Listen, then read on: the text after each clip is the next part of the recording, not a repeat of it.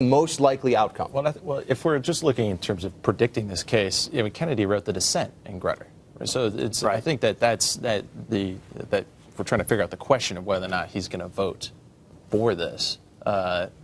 That, to me, that sort of seems like it's a done deal. There's nothing in his past that says that he would vote to uphold it, but he's kind of a wily guy. If you're going to look at somebody who sort of goes against what people would expect, I think Kennedy's the one that might do it. I would be surprised Anthony, if 9 years later he completely His dissent doesn't mean that he would revisit the concept of affirmative action, but whether or not UT is employing it correctly. Again, what we have up there is we're saying there's two ways of looking at this. Those quotas and holistic view. The court has said if you do this holistic approach, again, I can't really tell you what that means, then it's appropriate. But if you're doing these strict set-asides and quotas, it's inappropriate. But I think they may revisit the entire concept. Is diversity a good enough goal? Isn't this a repudiation of Senator Day O'Connor's down the middle, well, don't discriminate too badly, just sort of try to keep it quiet approach? That seems to be what her last decision was. Well, I think the fact that we're revisiting it 9 years later is already sort of an admission that this might not have been working. Yeah, a good ruling.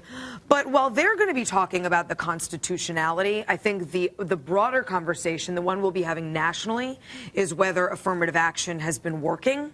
And very few people, very few social scientists, lots of people like to weigh in on this, but very few people who are actually social scientists have really done the hard work of looking both in this country and abroad to ask if affirmative action has been working. Thomas Sowell wrote about this extensively, and as far back as 2003, said, look, the time period during which blacks, for example, lifted themselves out of poverty more than any other time was the 20 years between 1920 and 1940, before ever any major federal piece of civil rights legislation was enacted, way before affirmative action became the law of the land, and more so than any time afterwards. So the fact is, what he says, blacks have lifted themselves out of poverty. Liberal politicians have merely taken credit.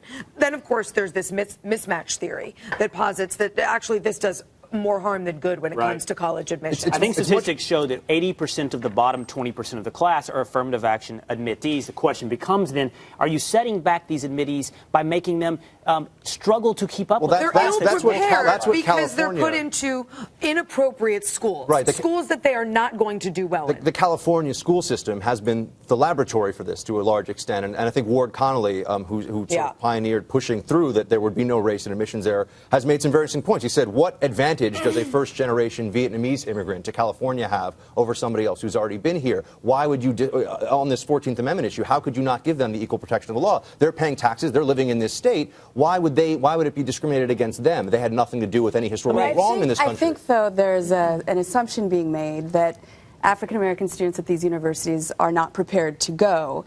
And in my experience, when I was applying to university, the admissions officer said very clearly that we have far too many people who are qualified to be here, and we have to make choices about who then will be admitted and then who will then enroll that on campus.